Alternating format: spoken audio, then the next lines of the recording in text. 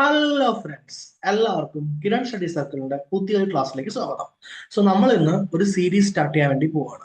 ആ സീരീസിന്റെ പേര് വേറൊന്നുമല്ല, കേരളത്തിലെ സാമൂഹ്യ ആരോഗ്യ പദ്ധതികൾ എന്ന് പറയുന്നതാണ് ആ സീരീസ്. ഓക്കെ, ഓരോ ക്ലാസ്സിലും നമ്മളൊരു മിനിമം 4 പദ്ധതിയെങ്കിലും ചെയ്യാൻ വേണ്ടി നോക്കുന്നതായിരിക്കും. ഓക്കെ, ഇവിടെ യൂട്യൂബ് ചാനൽ ഉണ്ട്, ടെലഗ്രാം ചാനൽസ് നിങ്ങൾക്ക് ഇതിന്റെ PDF മറ്റു കാര്യങ്ങളും കിട്ടുന്നതായിരിക്കും. ഓക്കെ, ഞാൻ അതിലോട്ട് ഡീറ്റെയിൽ ആയി പോകുന്നില്ല, നമുക്ക് ടോപ്പിക്കിലേക്ക് പോകാം. പഠിക്കുന്ന കാര്യമാണ് important. Okay, first of all അറിയേണ്ട കാര്യം, ഈ വിഷയം എങ്ങനെ പഠിക്കാം, അതായത് സാമൂഹ്യ ആരോഗ്യ പദ്ധതികൾ എങ്ങനെ പഠിക്കാം എന്നാണ് നമ്മൾ ആദ്യം ഡിസ്കസ് ചെയ്യാൻ വേണ്ടി പോകുന്നത്. 4 തരം ചോദ്യങ്ങളാണ് ഇതിന് സാധാരണഗതിയിൽ വരിക. ഒന്നാമത്തത്, എന്താണ് പ്ലാൻ? ഫോർ എക്സാമ്പിൾ, നിരാമയ എന്നൊരു പ്ലാൻ ഉണ്ടെന്ന് വിചാരിക്കൂ.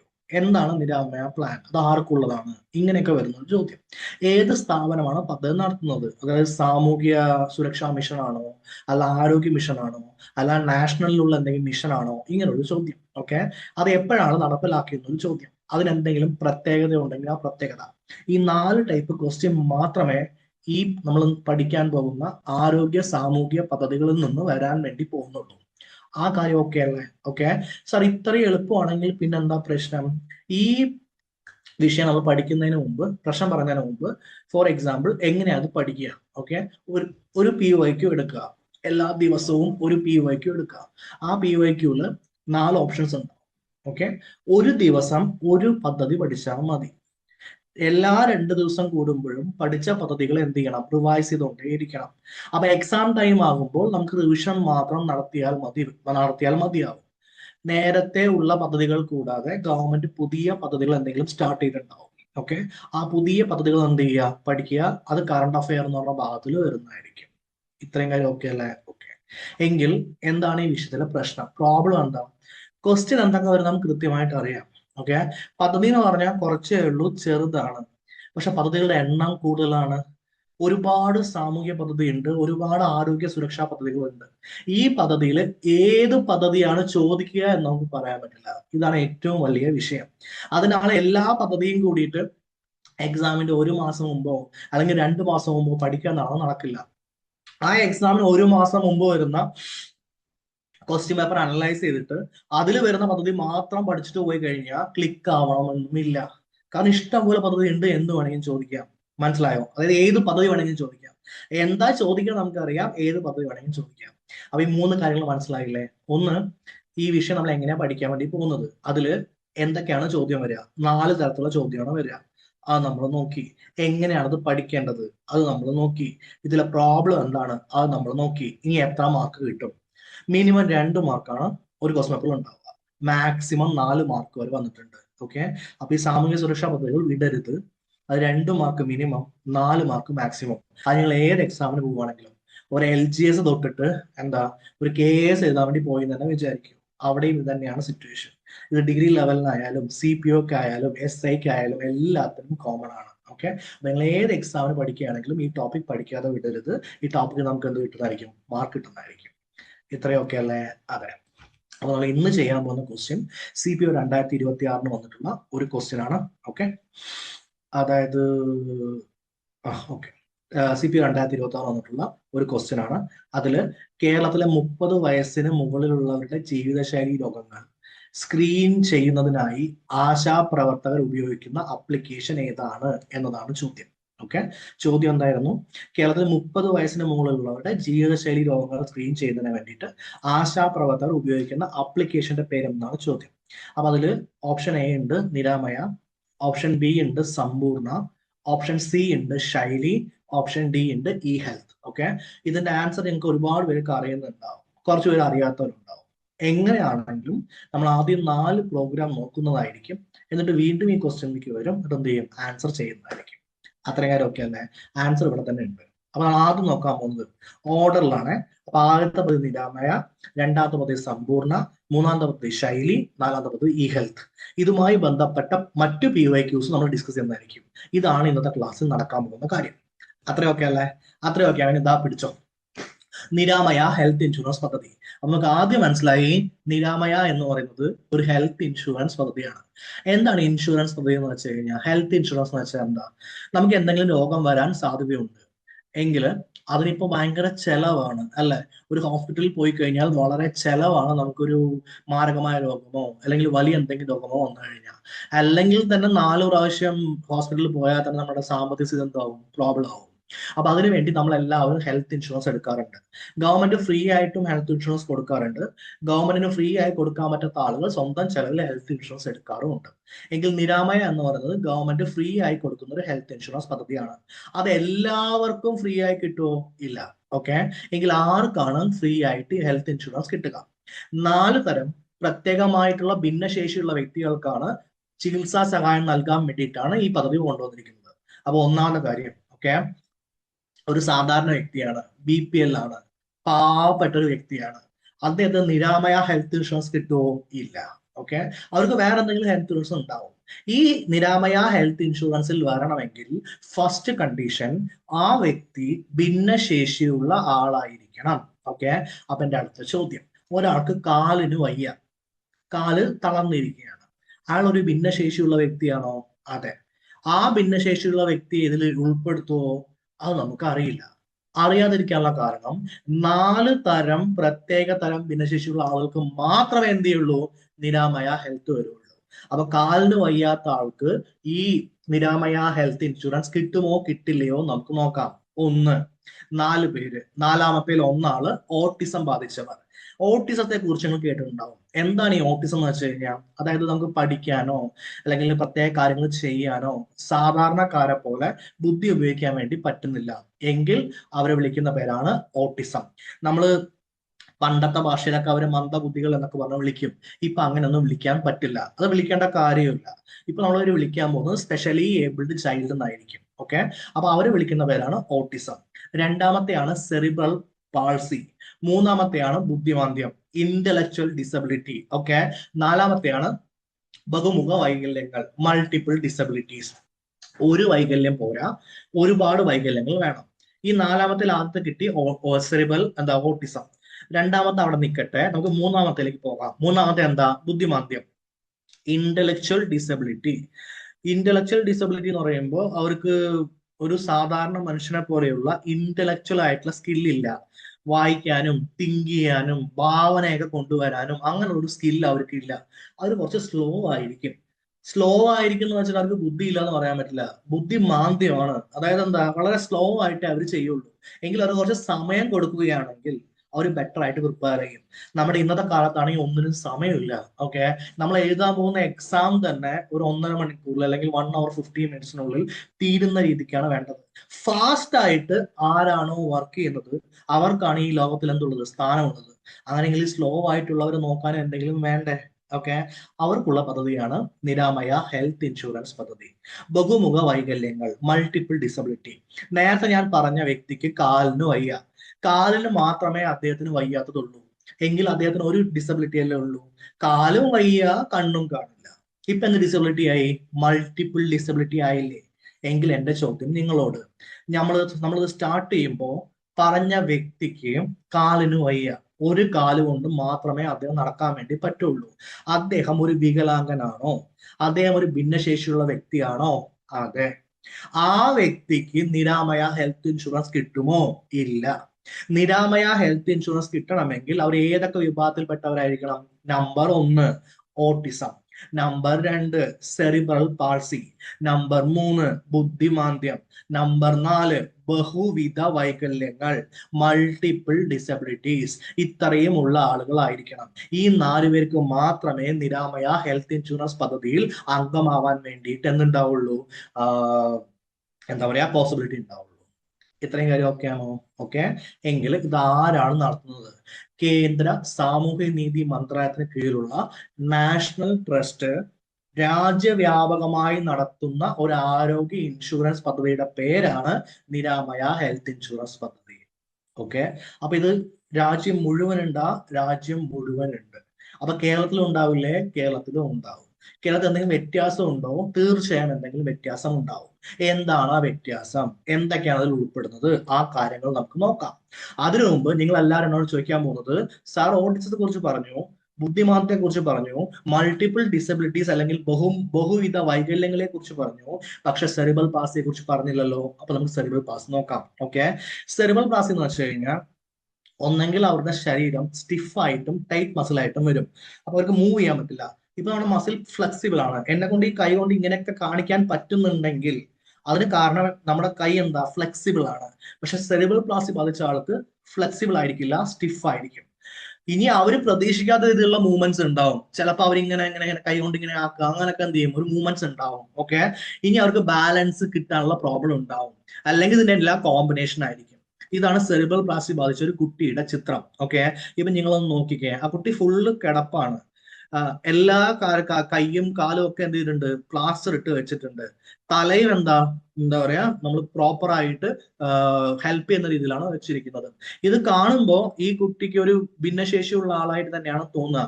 നമ്മൾ അംഗവൈകല്യമുള്ള ആളെന്ന് പറയും. ശരിക്കും ഇത് അംഗവൈകല്യമുള്ള ആളല്ല, ഇവരുടെ പേരാണ് സെറിബ്രൽ പ്ലാസി കിട്ടുന്നവര്. അപ്പൊ നിങ്ങൾക്ക് കാര്യം മനസ്സിലായി.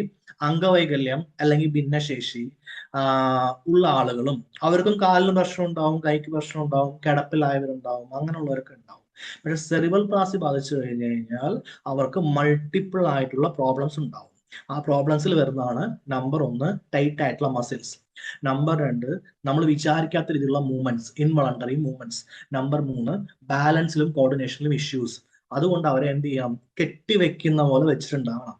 അല്ലെങ്കിൽ അവർ എപ്പോഴും കൈകൊണ്ട് എന്തെങ്കിലും ഇങ്ങനെ ഇങ്ങനെ ഇങ്ങനെ ആക്കുവോ, കാലെങ്കിലും ഇങ്ങോട്ട് പോവോ, അങ്ങനത്തെ ഇഷ്യൂസ് ഒക്കെ ഉണ്ടാവും. ഓക്കെ, അതാണ് സെറിബ്രൽ പാസി. വളരെ മാരകമായിട്ടുള്ള ഒരു രോഗമാണ്. ഇങ്ങനത്തെ രോഗമൊന്നും ആർക്കും വരാതിരിക്കട്ടെ. ഓക്കെ, അങ്ങനെയെങ്കിൽ autism, cerebral Passi, ബുദ്ധിമാന്ദ്യം, multiple disabilities, ഇത്രയും കാര്യങ്ങൾ നമ്മൾ എന്ത് ചെയ്യും, ആക്ച്വലി ഉള്ള ആളുകളാണെങ്കിൽ അവർക്ക് നിരാമയ ഹെൽത്ത് ഇൻഷുറൻസ് പദ്ധതി കിട്ടും. ഇത്രയും നമ്മൾ നോക്കിക്കഴിഞ്ഞു. ഓക്കെ, അപ്പൊ ഈ പദ്ധതിയിൽ രജിസ്റ്റർ ചെയ്ത് കഴിഞ്ഞാൽ അവർക്ക് പ്രതിവർഷം 1,00,000 രൂപ വരെയുള്ള ഇൻഷുറൻസ് പരിരക്ഷയാണ് ലഭിക്കുക. ഓക്കെ, ഒരു ഹോസ്പിറ്റലിൽ പോകുന്നു, ഒരു വർഷം അവർക്ക് 1,00,000 രൂപ എന്ത് ചെയ്യാം, സ്പെൻഡ് ചെയ്യാം. സാധാരണ നിങ്ങൾ ഒരു ഇൻഷുറൻസ് എടുക്കാൻ പോവുകയാണെങ്കിൽ നിങ്ങൾക്ക് നേരത്തെ ഒരു രോഗമുണ്ടെന്ന് വിചാരിക്കും. ഫോർ എക്സാമ്പിൾ, നിങ്ങൾക്ക് കിഡ്നിയോ ലിവറോ ട്രാൻസ്പ്ലാന്റ് ചെയ്ത ഒരു വ്യക്തിയാണെന്ന് വിചാരിക്കും. ആ ട്രാൻസ്പ്ലാന്റ് ചെയ്യുന്നതിന് മുമ്പ് നിങ്ങൾ ഇൻഷുറൻസ് എടുത്തിരുന്നില്ല, അല്ലെങ്കിൽ ഇൻഷുറൻസിന്റെ കാലാവധി കഴിഞ്ഞു. വീണ്ടും നിങ്ങൾ ഇൻഷുറൻസ് എടുക്കുമ്പോൾ പ്രീ എക്സിസ്റ്റിംഗ് ഡിസീസസ് എന്ന് വെച്ച് കഴിഞ്ഞാൽ നേരത്തെ ഉള്ള ഡിസീസിനാണ് ട്രീറ്റ്മെന്റ് നടത്തുന്നതെങ്കിൽ സാധാരണഗതിയിൽ അത് ഇൻഷുറൻസ് കവർ ചെയ്യില്ല. ആ ഇൻഷുറൻസ് കവർ ചെയ്യണമെങ്കിൽ നിങ്ങൾ ഇൻഷുറൻസ് എമൗണ്ട് വളരെ കൂടുതലായിരിക്കും. ഓക്കെ, ഇപ്പോ ഒരു സാധാരണ ഇൻഷുറൻസ് എടുക്കാൻ പോയി കഴിഞ്ഞാൽ പ്രീ എക്സിസ്റ്റിംഗ് ഡിസീസ്, അതായത് ഇൻഷുറൻസ് എടുക്കുന്നതിന് മുമ്പുള്ള രോഗം അതിൽ കവർ ചെയ്യില്ല. പക്ഷെ നിരാമയ ഹെൽത്ത് ഇൻഷുറൻസ് പദ്ധതിയിൽ അങ്ങനെയില്ല, അങ്ങനെ ഒരു നിബന്ധനയില്ല. മുമ്പ് എന്തൊക്കെ രോഗമുണ്ടായിരുന്നോ, രോഗമുള്ളവർക്കല്ലേ ഇത് വേണ്ടത്, അത് മുമ്പ് എന്തൊക്കെ രോഗം ഉണ്ടായിരുന്നോ, എന്തൊക്കെ പ്രശ്നങ്ങൾ ഉണ്ടായിരുന്നോ, അത് മുഴുവൻ ഈ പദ്ധതിയിൽ എന്ത് ചെയ്യുന്നതായിരിക്കും, കവർ ചെയ്യുന്നതായിരിക്കും. ഓക്കെ, ഇതാണ് വളരെ ഇമ്പോർട്ടന്റ് ആയിട്ടുള്ള ഒരു ട്വിസ്റ്റ് ആയിട്ടുള്ള പോയിന്റ്, പ്രത്യേകതകൾ എന്ന് പറയില്ലേ, അങ്ങനെ. ഓക്കെ, എങ്കിൽ ദേശീയ തലത്തിലുള്ള പദ്ധതിയാണെങ്കിലും കേരളത്തിൽ ആരാ നടപ്പാക്കുന്നത്, സാമൂഹ്യനീതി വകുപ്പ്, സോഷ്യൽ ജസ്റ്റിസ് ഡിപ്പാർട്ട്മെന്റ് അല്ലെങ്കിൽ സാമൂഹ്യനീതി വകുപ്പാണ് കേരളത്തിൽ നിരാമയ പദ്ധതി നടപ്പിലാക്കുന്നത്. ഒരു പ്രീമിയം തുക അടയ്ക്കണം. ഇൻഷുറൻസ് ആണെങ്കിൽ മാസം മാസം എന്ത് ചെയ്യണം, ഒരു പ്രീമിയം തുക അടയ്ക്കണം. അല്ലെങ്കിൽ ഒരു വർഷത്തിൽ എന്ത് ചെയ്യണം, പ്രീമിയം തുക അടയ്ക്കണം. അങ്ങനെ ഒരു ഉണ്ടാവും. ഓക്കെ, പക്ഷെ കേരളത്തില് BPL വിഭാഗത്തിൽപ്പെട്ട ആളുകൾക്ക് പൂർണ്ണമായും ആരാ തുക അടയ്ക്കുന്നത്, സർക്കാർ തന്നെയാണ് തുക അടയ്ക്കുന്നത്. സോ അപ്പൊ APL ഉള്ളവരാണെങ്കിലോ തുക എന്തായിരിക്കും, കുറവായിരിക്കും. അപ്പൊ നിങ്ങളൊരു തുക അടയ്ക്കണം. ഓക്കെ, പക്ഷെ തുക APLകാർ അടച്ചാൽ മതി, BPLകാർക്ക് പൂർണ്ണമായിട്ട് എന്തായിരിക്കും, ഫ്രീ ആയിരിക്കും. എവിടെ, കേരളത്തിൽ. ഓക്കെ, ഏത് വർഷമാണ് നിരാമയ ഹെൽത്ത് ഇൻഷുറൻസ് പദ്ധതി സ്റ്റാർട്ട് ചെയ്തത്, 2008. ഇതിന്റെ എലിജിബിലിറ്റി എന്താ, വൈകല്യം ഉണ്ടെന്ന് പറഞ്ഞു. ഞാനൊരു ദിവസം രാവിലെ പോയിട്ട്, സാർ എനിക്ക് മൾട്ടിപ്പിൾ വൈകല്യം ഉണ്ട്, എന്റെ ഈ കാതിനും പ്രശ്നമുണ്ട്, എന്താ ഈ കണ്ണിനും പ്രശ്നമുണ്ട് എന്ന് പറഞ്ഞു. അപ്പൊ മൾട്ടിപ്പിൾ വൈകല്യം ആയില്ലേ. ഓക്കെ, ഞാൻ അങ്ങനെ പറഞ്ഞത് കൊണ്ട് ഉടനെ ഗവൺമെന്റ് എന്ത് ചെയ്യില്ല, അംഗീകരിക്കണമെന്നില്ലല്ലോ. എങ്കിൽ നിങ്ങളൊരു വൈകല്യ സർട്ടിഫിക്കറ്റ് നേടിയിട്ടുണ്ടാവണം. അത് നാഷണൽ ട്രസ്റ്റ് ആക്ട് 1999 1999 പ്രകാരമുള്ള ഒരു വൈകല്യ സർട്ടിഫിക്കറ്റ് നേടിയവർക്ക് മാത്രമേ എന്ത് കിട്ടുള്ളൂ, നിരാമയ ഹെൽത്ത് ഇൻഷുറൻസ് പദ്ധതി കിട്ടുള്ളൂ. ഇത്രയും കാര്യങ്ങളൊക്കെയാണോ? ഓക്കെ, എങ്കിൽ നമുക്ക് ക്വസ്റ്റ്യനിലൂടെ ബാക്കിയുള്ള കാര്യങ്ങൾ ചെയ്താലോ. Autism, cerebral palsy, multiple disabilities ഉള്ളവർക്ക് ആരോഗ്യ ഇൻഷുറൻസ് നൽകുന്ന പദ്ധതി ഏതാണ്? ഓക്കെ, ആൻസർ ഏതാ, നിരാമയ. അപ്പൊ എന്റെ ചോദ്യം നിങ്ങളോട്, ഇവിടെ ഓട്ടിസം ഉണ്ട്, സെറിബ്രൽ പ്ലാസി ഉണ്ട്, മൾട്ടിപ്പിൾ ഡിസബിലിറ്റി ഉണ്ട്. 4 എന്താ ഉള്ളത് ഡിസീസ് ആണ് ഉണ്ടായിരുന്നത്. അതിൽ 3 ഇവിടെ എഴുതിയിട്ടുള്ളൂ. ഏതാ എഴുതാൻ വിട്ടത്? എവിടെയാണോ ഇരിക്കുന്നത് അവിടെ എന്റെ കൂടെ പറഞ്ഞേ, എന്താ എന്താ എഴുതാൻ വിട്ടിട്ടുണ്ടായിരുന്ന ഡിസീസ് എന്താ? അതെ, ബുദ്ധിമാന്ദ്യം, ലേണിംഗ് ഡിസബിലിറ്റി. കറക്റ്റ്. ഓക്കെ. അപ്പൊ രണ്ടാമത്തെ ക്വസ്റ്റ്യൻ, നിരാമയ പദ്ധതി ബന്ധപ്പെട്ടിരിക്കുന്നത് വൈകല്യമുള്ളവർക്ക് ആരോഗ്യ ഇൻഷുറൻസ്. ഓക്കെ. നിരാമയ പദ്ധതി നടപ്പിലാക്കുന്ന ഏതു മന്ത്രാലയമാണ്? സാധാരണഗതിയിൽ ഏതു മന്ത്രാലയമാണെന്ന് ചോദിച്ചു കഴിഞ്ഞാൽ അത് ministry of social justice and empowerment. എവിടെയായിരിക്കും? കേന്ദ്രത്തില്. കേരളത്തിൽ ആരാ നടപ്പിലാക്കുന്നത് പറഞ്ഞാൽ അതേ ministry of social justice and empowerment തന്നെയാണ്, സാമൂഹ്യ നീതി വകുപ്പ് തന്നെയാണ് നടപ്പിലാക്കുന്നത്. അത് കേരളത്തിൽ സെപ്പറേറ്റും കേന്ദ്രത്തിൽ സെപ്പറേറ്റും. ഇതൊരു കേന്ദ്ര പദ്ധതിയാണ് എന്നുള്ളത് ഓർമ്മ വേണം. കാരണം ഓപ്ഷൻസ് അതിനനുസരിച്ച് എന്ത് ചെയ്യും? ഡിഫറെന്റ് ആയിരിക്കും. ഓപ്ഷൻസിൽ ക്വസ്റ്റ്യനില് ദേശീയ തലത്തിൽ നടപ്പാക്കുന്ന ആരാണ് എന്ന് ചോദിച്ചു കഴിഞ്ഞാൽ അത് കേന്ദ്ര സോഷ്യൽ ജസ്റ്റിസ് എംപവർമെന്റ് ആയിരിക്കും. കേരളത്തിൽ നടപ്പാക്കുന്നത് ആരാണ് എന്ന് ചോദിച്ചു കഴിഞ്ഞാൽ കേരളത്തിലെ സോഷ്യൽ ജസ്റ്റിസ് ആൻഡ് എംപവർമെന്റ് ആയിരിക്കും, സാമൂഹ്യനീതി വകുപ്പായിരിക്കും. നിങ്ങളുടെ ലക്കിന് രണ്ടും സാമൂഹ്യനീതി വകുപ്പാണ്, അതുകൊണ്ട് വലിയ പ്രശ്നങ്ങളില്ല. ഓക്കെ, അത്രയും കാര്യം ഓക്കെ അല്ലേ? ഡൺ. നിരാമയ പദ്ധതിയുടെ വാർഷിക പരമാവധി കവറേജ് എത്രയാണ്? പരമാവധി കവറേജ് എത്രയാ? 1,00,000. അപ്പൊ ഇത്രയും ക്വസ്റ്റ്യൻസ് ആണ് ഇതൊന്ന് വന്നിരിക്കുന്നത്. ഓക്കെ. അപ്പൊ നിങ്ങൾ നോക്കിക്കേ, പദ്ധതി ആർക്കുള്ളതാ? ഓക്കെ, ആരാണ് ഈ പദ്ധതി നടപ്പിലാക്കുന്നത്? പിന്നെ പദ്ധതി എന്താ? പിന്നെന്താ? ആ പദ്ധതിയുടെ എന്തെങ്കിലും പ്രത്യേകത ഉണ്ടെങ്കിൽ അത്. ഇത്രയല്ലേ ക്വസ്റ്റ്യൻ വന്നിട്ടുള്ളൂ. അല്ലാതെ വേറെ ഒന്നും. പദ്ധതി എന്താ? എന്തെങ്കിലും പ്രത്യേകത ഇവിടെ ചോദിച്ചിട്ടില്ല. പ്രത്യേകത എന്താ? പ്രീ എക്സിസ്റ്റിംഗ് ആയിട്ടുള്ള അതിനെന്ത് കിട്ടും? ഇൻഷുറൻസ് കിട്ടും. അപ്പൊ അതും ചോദിക്കാം. അപ്പൊ നമ്മൾ എല്ലാത്തിനും റെഡിയാണ്. അപ്പൊ നിരാമയ പദ്ധതി ഓക്കെ ആയി എന്ന് വിചാരിക്കുന്നു. രണ്ടാമത്തെ പദ്ധതിയുടെ പേരാണ് സമ്പൂർണ്ണ. നടപ്പിലാക്കുന്ന ഏജൻസിയുടെ പേരാണ് പൊതുവിദ്യാഭ്യാസ വകുപ്പ്. കേരള സർക്കാരിന്റെ പൊതുവിദ്യാഭ്യാസ വകുപ്പാണ് സമ്പൂർണ്ണ എന്ന് പറയുന്ന പദ്ധതി നടപ്പിലാക്കുന്നത്. ഇത് ഉണ്ടാക്കിയത് IT@സ്കൂൾ എന്ന് പറഞ്ഞിട്ട് ഒരു വിങ് ഉണ്ട്. ഈ IT@സ്കൂൾ എന്ന് പറയുന്നത് പഴയ പേരാണ്. പുതിയ പേര് കൈറ്റ് എന്നറിയപ്പെടും. Kerala infrastructure and technology for education എന്നാണ് പറയുക. എന്റെ ഭാഷയിൽ പറയുകയാണെങ്കിൽ IT@സ്കൂൾ പൊന്നപ്പൻ ആണെങ്കിൽ Kerala infrastructure and technology for education Thankappan ആയിരിക്കും. പൊന്നപ്പൻ തന്നെയാണ് തങ്കപ്പൻ, തങ്കപ്പൻ തന്നെയാണ് പൊന്നപ്പൻ. അതിന്റെ പഴയ പേരാണ് IT@സ്കൂൾ. ഇപ്പോഴത്തെ പേരാണ് കൈറ്റ്, പട്ടം. ഓക്കെ. കൈറ്റിന്റെ ഫുൾ ഫോം ആണ് Kerala infrastructure and technology for education. എന്തിനു വേണ്ടിയിട്ടാണ് ഈ പൊതുവിദ്യാഭ്യാസ വകുപ്പ് അല്ലെങ്കിൽ ജനറൽ എഡ്യൂക്കേഷൻ ഡിപ്പാർട്ട്മെന്റ് ഈ ഒരു സമ്പൂർണ്ണ എന്ന് പറയുന്ന ഒരു പ്രോഗ്രാം അല്ലെങ്കിൽ ഒരു ആപ്പ് ക്രിയേറ്റ് ചെയ്തിരിക്കുന്നത്? എന്തിനു വേണ്ടിയിട്ടാ? കേരളത്തിലെ എല്ലാ സ്കൂൾ വിദ്യാർത്ഥികളുടെയും സ്കൂളുകളുടെയും വിവരങ്ങൾ ഓൺലൈനിൽ എന്ത് ചെയ്യും? കിട്ടും. അപ്പൊ ഇതൊരു സ്കൂൾ മാനേജ്മെന്റ് സോഫ്റ്റ്വെയർ ആണ്. അപ്പൊ നമ്മളൊരു മന്ത്രിയാണ് അല്ലെങ്കിൽ നിങ്ങൾ IAS ഓഫീസറാണ്, നിങ്ങൾ നോക്കുന്ന ഏതുമായി ബന്ധപ്പെട്ടതാ? കേരള സർക്കാരിന്റെ പൊതുവിദ്യാഭ്യാസ വകുപ്പിലാണ് നിങ്ങൾ വർക്ക് ചെയ്യുന്നത്. അല്ലെങ്കിൽ നിങ്ങൾ LDC ആണ്, അല്ലെങ്കിൽ നിങ്ങൾ എന്താ ജൂനിയർ അസിസ്റ്റന്റ് ആണ്, സീനിയർ അസിസ്റ്റന്റ് ആണ്, എന്ത് വേണമെങ്കിൽ ആയിക്കോട്ടെ. അപ്പൊ നിങ്ങൾക്ക് പെട്ടെന്ന് ഒരു സ്കൂളിനെ കുറിച്ചുള്ള വിവരം അറിയണം. ആ സ്കൂളിലേക്ക് ഫോൺ ചെയ്ത് ചോദിക്കുക, കത്തയക്കുക എന്നൊക്കെ പറഞ്ഞ് ബുദ്ധിമുട്ടായ പരിപാടി ആയിരിക്കില്ലേ? ഇന്നത്തെ കാലത്ത് എല്ലാം എന്താ ഓൺലൈനിലല്ലേ? അപ്പൊ എല്ലാ സ്കൂളിന്റെ ഡീറ്റെയിൽസ് ഒന്നും ഉണ്ടാവും ഓൺലൈനിൽ ഉണ്ടാവും. എല്ലാ കുട്ടികളുടെ ഡീറ്റെയിൽസ് ഒന്നും ഉണ്ടാവും ഓൺലൈനിൽ ഉണ്ടാവും. അപ്പൊ എന്തെങ്കിലും ഒരു പ്രോബ്ലം ഉണ്ടെങ്കിൽ, എന്തെങ്കിലും ഒരു ഇഷ്യൂ ഉണ്ടെങ്കിൽ നമുക്ക് വളരെ പെട്ടെന്ന് എന്ത് ചെയ്യാൻ പറ്റും? സോൾവ് ചെയ്യാൻ പറ്റും. അതിനു വേണ്ടി ഉണ്ടാക്കിയിരുന്ന ഒരു ഡാറ്റാ ബേസിന്റെ പേരാണ്. ഡാറ്റാ ബേസ് എന്ന് വെച്ചാൽ എന്താ? ആക്ച്വലി എല്ലാ ഡാറ്റയും ഉണ്ടാവും. ഈ സമ്പൂർണ്ണയിൽ ആരുടെ ഡാറ്റയാണ് ഉണ്ടാവുക? IT എംപ്ലോയീസിന്റെ ആണോ അല്ലെങ്കിൽ എന്താ വർക്കേഴ്സിന്റെ ആണോ? അല്ല. ആരുടെ? സ്കൂളുമായി ബന്ധപ്പെട്ട, സ്കൂൾ കുട്ടികളുമായി ബന്ധപ്പെട്ട എല്ലാ ഡാറ്റയും എന്ത് ചെയ്യും? അതിൽ കിട്ടും. ആ കാര്യങ്ങൾ എന്താവും? എളുപ്പമാവും. ഓക്കെ. ഇതൊരു സ്വതന്ത്ര സോഫ്റ്റ്വെയറിലാണ് ഉണ്ടാക്കിയിരിക്കുന്നത്. ഫ്രീ അല്ലെങ്കിൽ ഓപ്പൺ സോഴ്സ് സോഫ്റ്റ്വെയർ എന്നാണ് വിളിക്കുക. ഇപ്പോ നിങ്ങൾ ഒരു ലാപ്ടോപ്പിൽ കാണുകയാണെങ്കിൽ ഓക്കെ, നിങ്ങൾ സാധാരണഗതിയിൽ യൂസ് ചെയ്യുന്ന സോഫ്റ്റ്വെയറിന്റെ പേരായിരിക്കും വിൻഡോസ്. ആ വിൻഡോസ് എന്ന് പറഞ്ഞ സോഫ്റ്റ്വെയർ ഫ്രീ അല്ല, അത് പേ ചെയ്തിട്ട് വേണം യൂസ് ചെയ്യാൻ വേണ്ടിയിട്ട്. ഫ്രീ ആയിട്ടുള്ള ഒരു സോഫ്റ്റ്വെയറിന്റെ പേരാണ് ഉബുണ്ടു. ഓക്കെ, അതൊക്കെ എന്തായിരിക്കും? ഫ്രീ ആയിരിക്കും. ഇപ്പൊ നിങ്ങൾ സാംസങ്ങിന്റെ അല്ലെങ്കിൽ ഒപ്പോ വിവോ ഒക്കെ ഫോൺ യൂസ് ചെയ്യണമെങ്കിൽ അത് നിങ്ങൾ ഉപയോഗിക്കുന്ന സോഫ്റ്റ്വെയറിന്റെ പേരാണ് Android. Android is free. Okay. പക്ഷെ നിങ്ങൾ ഐഫോൺ യൂസ് ചെയ്യുകയാണെങ്കിൽ അതിൽ നിങ്ങൾ ഐഫോണിന്റെ സോഫ്റ്റ്വെയർ തന്നെയായിരിക്കും യൂസ് ചെയ്യുന്നുണ്ടാവുക. അതായത് ആപ്പിളിന്റെ സോഫ്റ്റ്വെയർ തന്നെയായിരിക്കും യൂസ് ചെയ്യുന്നുണ്ടാവുക. അത് ഫ്രീ അല്ല. ഓക്കെ. ആ സോഫ്റ്റ്വെയർ അതിൽ മാത്രമേ എന്ത് ചെയ്യാൻ പറ്റുള്ളൂ? യൂസ് ചെയ്യാൻ പറ്റുകയുള്ളൂ. എങ്കിൽ നമ്മളോട് യൂസ് ചെയ്തിരിക്കുന്നത് ഫ്രീ അല്ലെങ്കിൽ ഓപ്പൺ സോഴ്സ് സോഫ്റ്റ്വെയർ ആണ്. ഓക്കെ. എന്തിനു വേണ്ടിയിട്ട്? സമ്പൂർണ്ണയ്ക്ക് വേണ്ടിയിട്ട്. ഒരു ഇമ്പോർട്ടന്റ് പ്രത്യേകതയാണ്. പ്രത്യേകത എന്ത് ചെയ്യുക? ഓർമ്മിച്ചു വെക്കുക. അടുത്തത്, പ്രധാന ലക്ഷ്യം ഡിജിറ്റൽ അഡ്മിഷൻ രജിസ്റ്റർ. 1-ാം ക്ലാസ് മുതൽ 12-ാം ക്ലാസ് വരെ, അതായത് 1 മുതൽ +2 വരെ എല്ലാ വിദ്യാർത്ഥികളുടെയും വ്യക്തിവിവരം അക്കാഡമിക് വിവരം എന്നിവ ഡിജിറ്റൽ എന്ത് ചെയ്യും, സൂക്ഷിക്കും. അപ്പൊ വിദ്യാർത്ഥിയുടെ പേര് കിരൺ, എത്ര ഹൈറ്റ് ഉണ്ട്, എത്ര വെയിറ്റ് ഉണ്ട്, എത്ര മാർക്ക് ഉണ്ടായിരുന്നു, പോഷക കുറവുണ്ടോ, ഓക്കെ, പഠിക്കാൻ എങ്ങനെയാണ്, ബുദ്ധി പ്രശ്നമുണ്ടോ, എന്താണ് എന്റെ ടാലന്റ്, എന്തൊക്കെയാണ് നെഗറ്റീവ്സ്, എല്ലാ കാര്യങ്ങളും ഡിജിറ്റൽ എന്ത് ചെയ്യും, സൂക്ഷിക്കുന്നതായിരിക്കും. അപ്പൊ ഞങ്ങൾ 10ാം ക്ലാസ് കഴിഞ്ഞിട്ട് +1 +2 വേറെ സ്കൂളിൽ പോയി. സ്കൂളിൽ പോയപ്പോ അവിടെ എന്ത് പറഞ്ഞു, ഈ കുട്ടിയെ കുറിച്ച് എങ്ങനെ അറിയാന്ന് ചോദിച്ചു.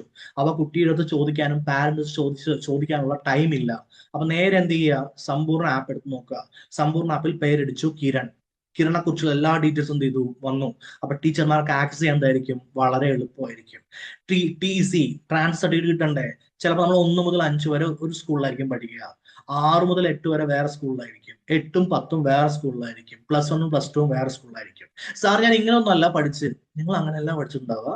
അങ്ങനെ പഠിക്കുന്ന ഒരുപാട് പേരുണ്ട്. അപ്പൊ അവർക്ക് ഇടയ്ക്കിടയ്ക്ക് എന്ത് ചെയ്യും, TC വാങ്ങേണ്ടി വരും. എന്തായാലും ജീവിതത്തിൽ നിങ്ങൾ TC വാങ്ങിയിട്ടുണ്ടാവും, കറക്റ്റ് അല്ലേ? ആ TC വിതരണം പൂർണ്ണമായിട്ട് എന്തായിരിക്കും, ഓൺലൈൻ ആയിരിക്കും. കാരണം കുട്ടിയുടെ എല്ലാ ഡീറ്റെയിൽസും ഒന്നുണ്ട്, സമ്പൂർണ്ണയിലുണ്ട്. ആ സമ്പൂർണ്ണയിൽ TC കൊടുക്കുന്നു, ഇതാണ് കുട്ടിയുടെ ഡീറ്റെയിൽ, എന്ത് ചെയ്താൽ മതി, കുട്ടിയുടെ ഡീറ്റെയിൽ ഓൾറെഡി വന്നു, അല്ലെങ്കിൽ TC മാത്രം എന്ത് ചെയ്താൽ മതി, അടിച്ചു കൊടുത്താൽ മതി. TC നമ്പർ മാത്രം അടിച്ചു കൊടുത്തത് കിട്ടി, TC കിട്ടി. വളരെ എളുപ്പമുള്ള പ്രോസസ് അല്ലേ? ഓക്കെ. അപ്പൊ ടീച്ചർമാർക്കും അല്ലെങ്കിൽ ഹെഡ് മാസ്റ്ററിനൊക്കെ എന്താ വളരെ സിമ്പിൾ ആയിട്ട് ചെയ്യാൻ പറ്റുന്ന ഒരു പ്രോസസ് ആണ്. കറക്റ്റ്. റിപ്പോർട്ട് കാർഡും പ്രോഗ്രസ് കാർഡും, കുട്ടിയുടെ പരീക്ഷയിൽ എത്ര മാർക്ക് ഉണ്ട്, എങ്ങനെയാണ് പ്രോഗ്രസ് കാർഡ് ചെയ്യുന്നത്, ഓക്കെ, എന്നൊക്കെ എന്ത് ചെയ്യാൻ പറ്റും, ഇതിൽ സമ്പൂർണ്ണയിൽ രേഖപ്പെടുത്താൻ വേണ്ടി പറ്റും. ഇനി അത് പരീക്ഷാ ഭവനുമായിട്ട് എന്ത് ചെയ്തിട്ടുണ്ട്, ബന്ധപ്പെടുത്തിയിട്ടുണ്ട്. Higher secondary ഡയറക്ടറേറ്റുമായിട്ട് ബന്ധപ്പെടുത്തിയിട്ടുണ്ട്. എങ്കിൽ നിങ്ങൾ 10th എന്താ പറയുക, എക്സാമിന് രജിസ്റ്റർ ചെയ്യണം. അതുപോലെ എന്താ, +2 എക്സാമിന് രജിസ്റ്റർ ചെയ്യണം. ഓക്കെ, അങ്ങനെയൊക്കെ രജിസ്റ്റർ ചെയ്യാൻ വേണ്ടി നിങ്ങൾ പോകുമ്പോൾ ഒരു ക്ലിക്കിൽ നിങ്ങളുടെ എല്ലാ ഡീറ്റെയിൽസും എന്ത് ചെയ്യും, വരുന്നതായിരിക്കും. അപ്പൊ എക്സാം രജിസ്ട്രേഷൻ പണ്ടത്തെ പോലെ എന്താവില്ല, വളരെ ടഫ് ആവില്ല. ഇപ്പൊ എന്തായിരിക്കും, ഈസി ആയിരിക്കും. ഇപ്പോൾ ഇത് പഠിക്കുന്ന എല്ലാ സ്റ്റുഡൻസും ഈ പരിപാടികൾ പോകുന്നുണ്ട്. അപ്പൊ അവർ നന്നായിട്ട് അറിയാം. നിങ്ങൾ ഒരുപാട് പേര് ഇപ്പൊ ഈ പരിപാടി കഴിഞ്ഞ് വന്നവരാണ്, അപ്പൊ നിങ്ങൾക്ക് നന്നായിട്ട് ഫീൽ ചെയ്യാം. പക്ഷെ ഒരുപാട് പേര് 90s കിഡ്സും 80s കിഡ്സ് ഒക്കെ ഉണ്ടാവും. ഓക്കെ, അപ്പൊ അങ്ങനെയെങ്കിൽ അവർക്കും കൂടി ഒന്ന് മനസ്സിലാവണ്ടേ, അതിന് വേണ്ടി പറഞ്ഞതാണ്. ക്ലിയർ അല്ലേ? ഓക്കെ. അപ്പൊ ഏത് വർഷമാണ് തുടങ്ങിയത്? 2010 IT@സ്കൂൾ എന്ന് പറയുന്ന പ്രൊജക്ടിന്റെ ഭാഗമായിട്ട് ഈ സോഫ്റ്റ്വെയർ സ്കൂളിൽ ആദ്യമായിട്ട് അവതരിപ്പിച്ചത് 2010 അവതരിപ്പിച്ചിട്ട് 7 വർഷം കഴിഞ്ഞു, 2017 2017 ആരും അത്ര അങ്ങനെ ഫോളോ ചെയ്യുന്നില്ല. ഓക്കെ, അങ്ങനെയെങ്കിൽ കേരളത്തിലുള്ള എല്ലാ സർക്കാർ school, aided school, CBSE school, ICSE school, എന്തൊക്കെ സ്കൂൾ ഉണ്ടോ എല്ലാ സ്കൂളുകളിലും 2017 ജൂൺ മാസം മുതൽ എന്തു നടപ്പിലാക്കണം, ഈ സോഫ്റ്റ്വെയറിൽ എല്ലാ വിവരങ്ങളും രേഖപ്പെടുത്തണം എന്ന് കേരള സർക്കാർ എന്ത് ചെയ്തു, പറഞ്ഞു. അപ്പൊ 2 വർഷങ്ങൾ, തുടങ്ങിയ വർഷം, ഇനീഷ്യൽ റിലീസിന്റെ വർഷം എപ്പോഴാ, 2010. നിർബന്ധമാക്കിയ വർഷം എപ്പോഴാ, 2017. ഇത്രയും കാര്യം ഓക്കെ ആണോ? ഡൺ അല്ലേ? ഓക്കെ. എങ്കിൽ സമ്പൂർണ്ണ പ്ലസ് ആപ്പ്, അപ്പൊ സമ്പൂർണ്ണ പ്ലസ് ആപ്പ് കൊണ്ടുവന്ന വർഷമാണ് 2023. സമ്പൂർണ്ണ പ്ലസ് എന്ന് വെച്ചാൽ എന്തെങ്കിലും കൂടുതൽ ഉണ്ടാവില്ലേ? എന്താ കൂടുതൽ ഉണ്ടാവുക, നമുക്ക് രക്ഷിതാക്കൾക്ക്, അതായത് പാരന്റ്സിന് കുട്ടിയുടെ അറ്റൻഡൻസ് കാണാൻ പറ്റും, പ്രോഗ്രസ് റിപ്പോർട്ട് കാണാൻ പറ്റും, മൊബൈലിൽ തത്സമയം കാണാൻ പറ്റും. അപ്പൊ ഇന്നാണ് ഒരു ഫിലിം റിലീസ് ആയത്. ഓക്കെ, അപ്പൊ ഫിലിം റിലീസ് ആയ സമയത്ത് കുട്ടി എന്ത് ചെയ്തു, ക്ലാസ് കട്ടിയിട്ട് ഫിലിമിന് പോയി, അറ്റൻഡൻസ് അവിടെ ഇല്ല. വീട്ടുകാർക്ക് എന്താ, ഇവിടെ തന്നെ കാണാൻ പറ്റും. ഇന്ന് അവൻ വീട്ടിൽ നിന്ന് ഇറങ്ങിയിട്ടുണ്ടായിരുന്നു, പക്ഷെ സ്കൂളിൽ എത്തിയിട്ടുമില്ല. ഓക്കെ, ഇവിടെ നിന്ന് സ്റ്റാർട്ട് ചെയ്തു, അവിടെ എത്തിയിട്ടുമില്ല. എങ്കിൽ അവൻ അവിടെ പോയി. അറ്റൻഡൻസ് എന്ത് ചെയ്യാൻ പറ്റും, പാരന്റ്സ് നേരിട്ട് നോക്കാൻ പറ്റും. പ്രോഗ്രസ് കാർഡ് വന്നു, സ്കൂളിൽ മാർക്ക് കിട്ടിയപ്പോ എന്താ പറയാ, F ആണ് കിട്ടിയിരിക്കുന്നത്. Fനെ തിരിച്ചും മറിച്ച് എന്തായി, A ആക്കി, B ആക്കി. വീട്ടിൽ വന്നപ്പോ എന്തായി, B ആയി. അപ്പൊ ചില പാരന്റ്സിന് അറിയില്ലല്ലോ. അങ്ങനെയെങ്കിൽ പാരന്റ്സ് നേരിട്ട് എന്ത് ചെയ്യാൻ പറ്റും, മൊബൈൽ ഫോൺ തത്സമയം എന്ത് ചെയ്യാൻ നോക്കാവുന്നതാണ്. ഇതാണ് സമ്പൂർണ്ണ പ്ലസ് മൊബൈൽ ആപ്ലിക്കേഷൻ. 2023 അന്നത്തെ ആരോഗ്യമന്ത്രിയും അന്നത്തെ വിദ്യാഭ്യാസ മന്ത്രിമാരും രണ്ടുപേരും കൂടി ഒരുമിച്ച് ചേർന്ന് പുറത്തിറക്കിയ ആപ്പിന്റെ പേരാണ് സമ്പൂർണ്ണ പ്ലസ് ആപ്പ്. അപ്പൊ എത്ര ഉണ്ട്, ഒന്ന് തുടങ്ങിയ വർഷം 2010. അപ്പൊ അതിന്റെ പേര് IT@സ്കൂൾ പ്രൊജക്ട് ആയിരുന്നു. ഇപ്പൊ അതിന്റെ പേര് കൈറ്റ്.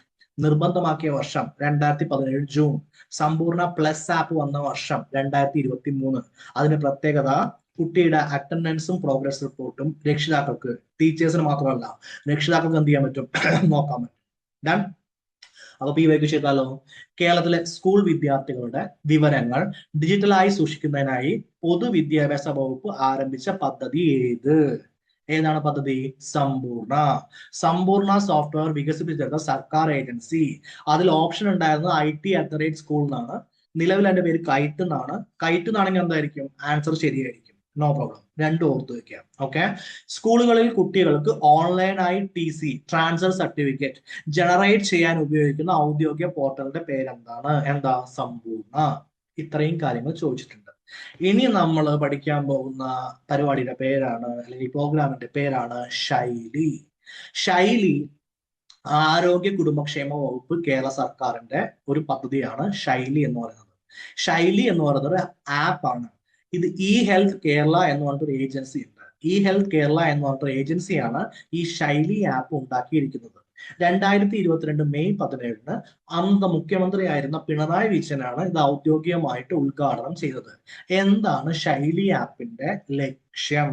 ലക്ഷ്യം എന്താണെന്ന് വെച്ച് കഴിഞ്ഞാൽ ജീവിതശൈലി രോഗങ്ങൾ, അതിന് ലൈഫ് സ്റ്റൈൽ ഡിസീസസ് എന്നും നോൺ കമ്മ്യൂണിക്കബിൾ ഡിസീസസ് എന്നും വിളിക്കും.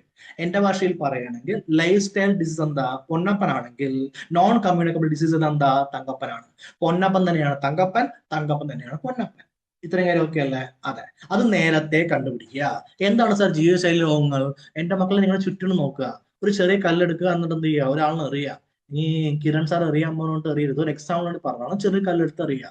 ഒരാളെ മുട്ടിക്കഴിഞ്ഞാൽ അയാളോട് പോയിട്ട് അയാൾക്ക് ഷുഗർ ഉണ്ടോ, പ്രഷർ ഉണ്ടോ, എന്താ കൊളസ്ട്രോൾ ഉണ്ടോ, അതേപോലെ എന്താ ക്ഷീണം ഉണ്ടോ, അങ്ങനെയൊക്കെ പറഞ്ഞിട്ട് ജീവിതശൈലിയുമായി ബന്ധപ്പെട്ട രോഗങ്ങളൊക്കെ ചോദിക്കുക. ഇതിൽ ഏതെങ്കിലും ഒരു രോഗം ആ മനുഷ്യന് ഉറപ്പായിട്ടും ഉണ്ടാവും. ഇതാണ് ഇപ്പൊ കേരളത്തിലെ സിറ്റുവേഷൻ. ഓക്കെ അല്ലെ? നമ്മുടെ ജീവിതശൈലിയിൽ ഉണ്ടായ മാറ്റം കാരണം ഒരുപാട് രോഗങ്ങൾ നമുക്ക് എല്ലാവർക്കും വരുന്നുണ്ട്. എങ്കിൽ ആദ്യം ചെയ്യേണ്ട പരിപാടി, ഒരു 30 വയസ്സുള്ള ആള്, ഓക്കെ, ഒരു യൂത്ത് ആവുമ്പോൾ വലിയ കുഴപ്പമൊന്നുമില്ല. യൂത്തിന് ഒരുപാട് ഇഷ്യൂസ് ഒക്കെ വരുന്നുണ്ട്, ജെൻസിക്ക് ഒരുപാട് ഇഷ്യൂസ് ഉണ്ട്. അപ്പൊ അങ്ങനെയുള്ള ആളുകൾക്ക് എന്ത് വേണം? ആദ്യം പരിപാടി കണ്ടുപിടിക്കണം. എന്നിട്ട് അവരുടെ ലിസ്റ്റ് എടുക്കണം. എന്നിട്ട് അവരെ നേരത്തെ കൂട്ടി എന്ത് ചെയ്യണം? ഹോസ്പിറ്റലിലേക്ക് അയക്കണം. ഇത്രയും കാര്യങ്ങൾ ചെയ്തു കഴിഞ്ഞാൽ ജീവിതശൈലി എന്ത് ചെയ്യാൻ പറ്റും? കൺട്രോൾ ചെയ്യാൻ പറ്റും. നമ്മുടെ പ്രമേഹം, അല്ലെങ്കിൽ നമ്മൾ ഷുഗർ എന്ന് പറയും, ഓക്കെ, ഇത് ആദ്യം തന്നെ കണ്ടുപിടിച്ചു കഴിഞ്ഞാൽ കൺട്രോൾ ആയിട്ട് നിർത്താം. ഒരുപാട് മുകളിലേക്ക് പോയി കഴിഞ്ഞാൽ പിന്നെ കാലിൽ പ്രശ്നമായി, കാല് മുറിക്കണം, ഹൃദയത്തിൽ പ്രശ്നം വരും, ലങ്സിൽ പ്രശ്നം വരും, കിഡ്നി ഫെയിലിയർ ആവും. എന്തിനാ ഇതിനൊക്കെ നിൽക്കുന്ന എന്ന് വിചാരിച്ചിട്ട് അതിന്റെ ഡാറ്റ കളക്ട് ചെയ്യാൻ വേണ്ടി ഉണ്ടാക്കിയ ആപ്പിന്റെ പേരാണ് ശൈലി ആപ്പ്. ഓക്കെ. എങ്കില് ആരാണിത് ഡാറ്റ കളക്ട് ചെയ്യുക? നമ്മുടെ ആശാ വർക്കർമാർ. നമ്മുടെ എല്ലാവരുടെയും വീട്ടിൽ ഇടയ്ക്കിടയ്ക്ക് ആശാ വർക്കർ വന്നിട്ട് എന്തൊക്കെയുണ്ട് വിശേഷം, സുഖമല്ലേ, വീട്ടിൽ ഗർഭിണിയായ ആളുകളുണ്ടോ, അല്ലെങ്കിൽ പ്രഗ്നന്റ് ആയ വുമൺ ഉണ്ടോ, വയ്യാത്തവരുണ്ടോ എന്നൊക്കെ പറഞ്ഞ് ചോദിക്കുന്നതായിരിക്കും. അവരെ തന്നെയാണ് ഈ ആപ്പിന്റെ പ്രവർത്തനത്തിന് വേണ്ടി ഉപയോഗിച്ചിരിക്കുന്നത്. അവരെന്താ ചെയ്യാന്ന് വെച്ച് കഴിഞ്ഞാൽ ഓരോ ആശാ വർക്കർമാർക്കും ഓരോ ഏരിയ ഉണ്ടാവും. ഈ ഏരിയയിലുള്ള വീട്ടിൽ അവർ പോയതിനു ശേഷം അവിടെ 30 വയസ്സിന് മുകളിലുള്ള എത്ര പേരുണ്ടെന്ന് ചോദിച്ചിട്ടുണ്ടാവും. ഉറപ്പായിട്ടും നിങ്ങളുടെ വീട്ടിലും ഇത് എന്ത് ചെയ്യുന്നുണ്ടാവും? അവർ വന്നിട്ടുണ്ടാവും. എന്നിട്ട് എല്ലാ വ്യക്തികളുടെയും ആരോഗ്യ വിവരങ്ങൾ ഈ ആപ്പിൽ എന്ത് ചെയ്യും? രേഖപ്പെടുത്തും. അല്ലെങ്കിൽ ഫോൺ ചെയ്തെങ്കിലും ചോദിച്ചിട്ടുണ്ടാവും. ഓക്കെ അല്ലെ? എന്തൊക്കെ രേഖപ്പെടുത്താൻ പോകുന്നത്? ഒന്ന്, പ്രമേഹം, ഡയബറ്റീസ്. രണ്ടാമത്തെ, രക്താതി സമ്മർദ്ദം, അതായത് ഹൈ ബ്ലഡ് പ്രഷർ, ഹൃദ്രോഗം, ശ്വാസകോശ രോഗം, വിവിധ തരം അർബുദങ്ങൾ, ക്യാൻസർ. എന്തൊക്കെ ക്യാൻസറായി ഇപ്പൊ നമ്മുടെ പുതിയ ജീവിതശൈലി മൂലം വരുന്നത്? ഓക്കെ അല്ലെ? പേര് കേട്ടാൽ തന്നെ ഞെട്ടിത്തരിക്കുന്ന ക്യാൻസർ എന്തുണ്ട് വരുന്നുണ്ട്. ശ്വാസകോശം സ്പോഞ്ച് പോലെയാണ്, കേട്ടിട്ടില്ലേ? ഓക്കെ. അങ്ങനെയെങ്കിൽ അവിടെ എന്ത് ചെയ്യുന്നു? സിഗരറ്റ് വലിക്കുന്നു, പിന്നെ മദ്യപിക്കുന്നു, അതുമൂലം എന്താ? കിഡ്നി തകർന്നു പോകുന്നു, ലിവർ തകർന്നു പോകുന്നു. ഇങ്ങനത്തെ ഒരുപാട് പ്രശ്നം എന്ത് ചെയ്യുന്നുണ്ട്? വരുന്നുണ്ട്. അപ്പൊ അത് വരുന്നതിന് മുമ്പ് തന്നെ, അല്ലെങ്കിൽ വരാൻ സാധ്യതയുള്ളതിന് മുമ്പ് തന്നെ എന്ത് ചെയ്യുക? കണ്ടുപിടിക്കുക. Then health scoring. ഇനി എങ്ങനെയാണ് അവർ കണ്ടുപിടിക്കുക? ഓരോരുത്തരെയും കിട്ടി, ഓരോരുത്തർക്കും എന്ത് കൊടുത്തു? ഒരു സ്കോർ കൊടുത്തു. സ്കോർ എന്താ സാറേ? ഇപ്പൊ നിങ്ങളുടെ സ്കോർ 4 മുകളിലാണെന്ന് വിചാരിക്കും. നിങ്ങളുടെ സ്കോർ 4 മുകളിലാണെങ്കിൽ അവർക്ക് ജീവിതശൈലി രോഗം എന്ത് ചെയ്യും? വരാനുള്ള സാധ്യത വളരെ കൂടുതലാണ്. അപ്പൊ ഇന്ന് തന്നെ നിങ്ങളുടെ ആശാ വർക്കർ നിങ്ങൾക്ക് എത്ര സ്കോറാണ് തന്നിരിക്കുന്നത് നോക്കുക. 30 വയസ്സിന് മുകളിലുള്ള ആളുകൾ മാത്രം. ഓക്കെ. ഇത് കാണുന്ന മാക്സിമം പേര് എന്തായിരിക്കും? എന്താ പറയാ, ചെറിയ കുട്ടികളായിരിക്കും. കുട്ടികൾ എന്ന് വെച്ചാൽ ഈ 21, 25, 30 അതിന്റെ ഉള്ളിലുള്ള ആളുകളായിരിക്കും. ഓക്കെ അല്ലെ? അപ്പോൾ നിങ്ങളുടെ വീട്ടിലുള്ള അച്ഛൻ, അമ്മ, എല്ലാവരും, ചേട്ടൻ, ചേച്ചി, എല്ലാവരും എന്ത് ചെയ്യുക? സ്കോർ നോക്കുക. ഓക്കെ. ഇത്രയും കാര്യം ഓക്കെ അല്ലേ? അങ്ങനെയെങ്കിൽ 30 ദിവസം മുകളിൽ ഉണ്ട് കേട്ടോ, ഞാൻ ഇല്ല ഒന്നും പറയുന്നില്ല. ക്ലിയർ അല്ലേ? ഓക്കെ. എനിക്കൊരു അനാലിസിസ് കിട്ടും. ഇപ്പൊ യൂട്യൂബ് ചാനലാകുമ്പോൾ ഒരു അനാലിസിസ് കിട്ടുമല്ലോ, എത്ര ഏജിനുള്ള ഒരാളെ കാണാന്നുള്ളത്. അപ്പൊ 25 തൊട്ട് 21 തൊട്ട് 30 വരെയുള്ളവരാണ് മാക്സിമം കാണുന്നത്. അപ്പൊ അതുകൊണ്ട് ഞാൻ അങ്ങനെ പറഞ്ഞതേ ഉള്ളൂ. 30-ന് മുകളിലുള്ളവർ ദേഷ്യപ്പെടരുത്, ക്ഷമിക്കുക. ഓക്കെ അല്ലേ? അപ്പൊ സ്കോർ എന്ത് കിട്ടി? 4 കിട്ടി. ഓക്കെ, കറക്റ്റ് അല്ലേ? അങ്ങനെ 4-ന് മുകളിൽ ഉണ്ടെങ്കിൽ നിങ്ങൾക്ക് ജീവിതശൈലി രോഗം എന്ത് ചെയ്യും? വരാനുള്ള സാധ്യതയുണ്ട്. ഉടനെ എവിടേക്ക് പോവുക? ഹോസ്പിറ്റലിലേക്ക് പോവുക. ചികിത്സിക്കാനാണോ? അതായത് എന്താ സിറ്റുവേഷൻ എന്ന് മനസ്സിലാക്കാൻ. ഇനി എങ്ങനെ ജീവിതശൈലി മാറ്റണം? പൊറോട്ട കഴിക്കാൻ പറ്റുമോ? ഇല്ല. കൂൾ ഡ്രിങ്ക്സ് കുടിക്കാൻ പറ്റുമോ? ഇല്ല. ഐസ്ക്രീം കഴിക്കാൻ പറ്റുമോ? മാസത്തിൽ ഒരു ദിവസം. സാർ എനിക്ക് ബർഗർ കഴിക്കണം, മാസത്തിൽ ഒരു ദിവസം. പിസ കഴിക്കണം, ഒഴിവാക്കുക. ഓക്കെ. പുറമേ നിന്നുള്ള മന്തി, അതേപോലെ എന്താ കുബൂസ്, അതേപോലെ എന്താ മയണീസ്, ഇതൊക്കെ കഴിക്കണം, ഒഴിവാക്കുക എന്നൊക്കെ അവരെന്ത് ചെയ്യും? പറയുന്നതായിരിക്കും. ഓക്കെ. ചെയ്താൽ എന്താ നമുക്ക് നല്ലത്, ചെയ്തില്ലെങ്കിൽ എന്താണ് ആക്ച്വലി നമ്മുടെ ഹോസ്പിറ്റലുകൾക്ക് എന്തായിരിക്കും? നല്ലതായിരിക്കും. അത് ഒരുപാട് എന്ത് കിട്ടും? പേഷ്യൻസിന് കിട്ടും. ഇത്രയും കാര്യം ഓക്കെ അല്ല? അപ്പൊ അവരെ എവിടേക്കാണ് കൊണ്ടുവരാൻ പോകുന്നത്? FHC. FHC എന്ന് വെച്ച് കഴിഞ്ഞാൽ ഫാമിലി ഹെൽത്ത് സെന്റർ. അവരെ തൊട്ടടുത്തുള്ള കുടുംബാരോഗ്യ കേന്ദ്രത്തിൽ എന്ത് ചെയ്യും? പരിശോധനയ്ക്കായി റഫർ ചെയ്യുന്നതായിരിക്കും. സോറി. അവർക്ക് സൗജന്യമായി പരിശോധന കിട്ടും, സൗജന്യമായിട്ട് എന്ത് കിട്ടും? മരുന്നുകളും കിട്ടുന്നതായിരിക്കും. പരിപാടി ഓക്കെ അല്ലേ? ഓക്കെ. എങ്കിൽ ശൈലി, ശൈലി എന്ന് ഇംഗ്ലീഷിൽ എഴുതുക SHAILI എന്നാണ് എഴുതുക. ഈ ശൈലി എന്ന വാക്കിന്റെ പൂർണ്ണരൂപം state health app initiative for lifestyle intervention എന്നതാണ്. ഓക്കെ. സാർ ഹെൽത്തിന് ശൈലി ആപ്പ് മാത്രമേ ഉള്ളൂ? അല്ല. നവകേരള പദ്ധതിയുടെ ഭാഗമായിട്ട് ആദ്രം എന്ന് പറയുന്നൊരു മിഷൻ തന്നെ ഹെൽത്തിന് വേണ്ടി ഉണ്ടാക്കി വെച്ചിട്ടുണ്ട്. ആ മിഷന്റെ ഭാഗമാണ് എന്ത്? ശൈലി. ആ ശൈലിയിൽ അവർ ഞങ്ങളോട് പറയുന്നത്, അല്ലെങ്കിൽ ജനങ്ങളോട് പറയുന്നത് വളരെ സിമ്പിൾ ആണ്. അല്പം ഒന്ന് ശ്രദ്ധിക്കുക. ജീവിതശൈലിയിൽ ആരോഗ്യം എന്തായിരിക്കും? ഉറപ്പായിരിക്കും. ഒരു ശ്രദ്ധ എങ്ങാനും തെറ്റിക്കഴിഞ്ഞാൽ ആരോഗ്യം എന്ത് ചെയ്യും? പോകുന്നതായിരിക്കും. ഇപ്പൊ നമ്മുടെ കുതിരവപ്പം പപ്പുചേട്ടൻ പറഞ്ഞ പോലെ താമരശ്ശേരി ചുരമാണ് നമ്മുടെ ജീവിതം എന്ന് വിചാരിക്കൂ. ഓക്കെ. അപ്പൊ ആ ചുരത്തിലുള്ള റോഡാണ് നമ്മുടെ ജീവിതശൈലി, ജീവിതത്തിന്റെ ശൈലി എന്ന് വിചാരിക്കൂ. അത് ഒന്ന് അങ്ങോട്ടോ ഒന്ന് ഇങ്ങോട്ടോ പോയി എന്ന് വിചാരിക്കും, എന്ത് വരും? പ്രശ്നം വരും. ഓക്കെ. അപ്പൊ എന്ത് ചെയ്യുക? അല്പം ശ്രദ്ധിക്കുക. നിങ്ങളുടെ ആരോഗ്യം എന്ത് ചെയ്യുക? ഉറപ്പിക്കുക. ഓക്കെ. ഇത് എല്ലാവർക്കും ഉള്ളതാണ്. Health is wealth.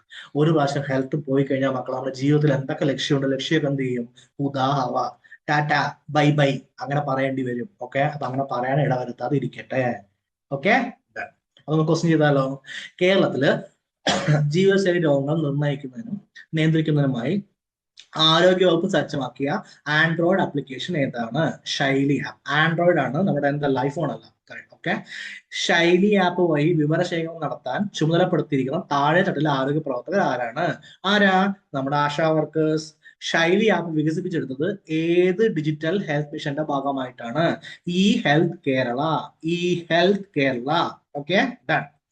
എങ്കിൽ നമ്മുടെ നാലാമത്തെ ഓപ്ഷൻ എന്തായിരുന്നു? ഇ ഹെൽത്ത് കേരള ആയിരുന്നു. ശൈലി ആപ്പ് കഴിഞ്ഞില്ലേ? നമുക്ക് എന്തിലേക്ക് പോകാം? ഇ ഹെൽത്ത് കേരളയിലേക്ക് പോകാം. ഇ ഹെൽത്ത് കേരള കേരളത്തിലെ ആരോഗ്യ രംഗത്ത് വിപ്ലവകരമായ മാറ്റം കൊണ്ടുവന്നിട്ടുണ്ട്. നമ്മൾ മുൻപ് ചർച്ച ചെയ്ത, തൊട്ടു മുമ്പ് നോക്കിയ ശൈലി ആപ്പ് വികസിപ്പിച്ചത് ആരാണ്? ഇതേ ഇ ഹെൽത്ത് കേരളയാണ്. ഓക്കെ. ഇ ഹെൽത്ത് കേരള ആരോഗ്യ കുടുംബക്ഷേമ വകുപ്പ്, കേരള സർക്കാരിന്റെ, കേന്ദ്ര ഗവൺമെന്റിന്റെ സഹായത്തോടെ കേരളത്തിലെ ആരോഗ്യ കുടുംബക്ഷേമ വകുപ്പ് എന്ത് ചെയ്തു? ഇ ഹെൽത്ത് കേരള എന്ന് പറഞ്ഞൊരു പ്രൊജക്ട് കൊണ്ടുവന്നു. ഔദ്യോഗികമായി ഉദ്ഘാടനം ചെയ്തത് 2017 ജനുവരി 25-ന് മുഖ്യമന്ത്രി പിണറായി വിജയനാണ്. തിരുവനന്തപുരം ജില്ലയിലാണ് ഉദ്ഘാടനം ചെയ്തത്. അവിടെ പേരൂർ കട എന്ന് പറഞ്ഞ സ്ഥലത്ത് ഒരു ജില്ലാ ആശുപത്രി ഉണ്ട്. അവിടെയാണ് എന്തിരിക്കുന്നത്? ഉദ്ഘാടനം നടന്നിരിക്കുന്നത്. ഡൺ. ഓക്കെ. എന്താ ഈ പദ്ധതി? കേരളത്തിലെ മുഴുവൻ ജനങ്ങളുടെയും യെസ്, മുഴുവൻ ജനങ്ങളുടെയും ആരോഗ്യ വിവരങ്ങൾ ഡിജിറ്റൽ എന്ത് ചെയ്യുക? സൂക്ഷിക്കുക. സെൻട്രലൈസ്ഡ് ഹെൽത്ത് കെയർ ഡാറ്റാബേസ്, കേന്ദ്രീകൃത ഹെൽത്ത് കെയർ ഡാറ്റാബേസ് ഉണ്ടാക്കുക. എന്ന് വെച്ച് കഴിഞ്ഞാൽ നിങ്ങൾക്ക് ഒരു ഐഡി കിട്ടും. ഒരു സ്കൂളിൽ നിങ്ങൾക്ക് ഒരു ഐഡി ഉണ്ടാവില്ലേ? കോളേജിൽ ഐഡി ഉണ്ടാവില്ലേ? കോച്ചിങ് സെന്ററിൽ ഐഡി ഉണ്ടാവില്ലേ? ആ ഐഡി കൊടുത്തു കഴിഞ്ഞാൽ നിങ്ങൾക്ക് എന്ത് ചെയ്യാൻ പറ്റുന്നതായിരിക്കും? നിങ്ങളെ കുറിച്ചുള്ള എല്ലാ വിവരങ്ങളും കിട്ടുന്നതായിരിക്കും.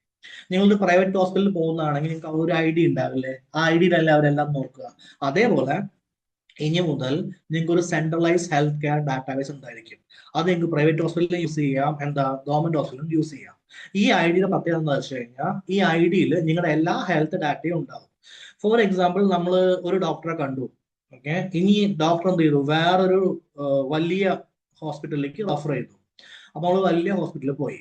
ഇനി അവിടെ പോയിട്ട് ആദ്യം മുതൽ കഥ പറയാന്ന് പറഞ്ഞു കഴിഞ്ഞാൽ ഭയങ്കര പണിയുള്ള കാര്യമല്ലേ? ഒരു വയ്യാത്ത ഒരാളുടെ കാര്യം ഒന്ന് ആലോചിച്ച് നോക്കിയേ. ഒരു ക്യാൻസർ വന്ന പേഷ്യന്റ് ആണ്, അല്ലെങ്കിൽ ഒരു ട്രാൻസ്പ്ലാന്റ് വേണ്ട പേഷ്യന്റ് ആണ്. ഓക്കെ. ലൈഫിൽ ഏറ്റവും അവസാനം സ്റ്റേജ് 4 വന്നിട്ടുള്ള ആളുകളാണ് ക്യാൻസറിന്റെ. അങ്ങനെയുള്ള ആളുകൾ ഡെയിലി എത്ര പ്രാവശ്യം ഡോക്ടറോട് പറഞ്ഞുകൊണ്ടേയിരിക്കും. അല്ലെങ്കിൽ നമ്മൾ പറയുമ്പോൾ സാധാരണക്കാരാണെങ്കിൽ എന്തെങ്കിലും വിട്ടുപോകില്ലേ? അങ്ങനെ വിട്ടുപോയി കഴിഞ്ഞാൽ പ്രശ്നമല്ലേ? ഇതെല്ലാം പരിഹരിക്കാൻ വേണ്ടിയിട്ടുള്ള പരിപാടിയുടെ പേരാണ് ഈ ഹെൽത്ത് കേരള. ഇതൊരു കേന്ദ്ര സർക്കാരിന്റെ പദ്ധതിയാണ്. അത് കേരളം എന്ത് ചെയ്യുന്നു, നടപ്പിലാക്കുന്നു. ഓക്കെ, അപ്പൊ നമ്മുടെ എല്ലാ ഡാറ്റയും അതിലുണ്ടാവും. ഞാൻ എപ്പോൾ ഹോസ്പിറ്റലിൽ പോയി, എന്തൊക്കെ പ്രശ്നം ഉണ്ടായിരുന്നു, മുമ്പ് എനിക്ക് ഷുഗർ ഉണ്ടായിരുന്നോ, പ്രഷർ ഉണ്ടായിരുന്നോ, എത്ര വർഷം തൊട്ടുണ്ട്, എല്ലാ ഡാറ്റയും അതിലുണ്ടാവും.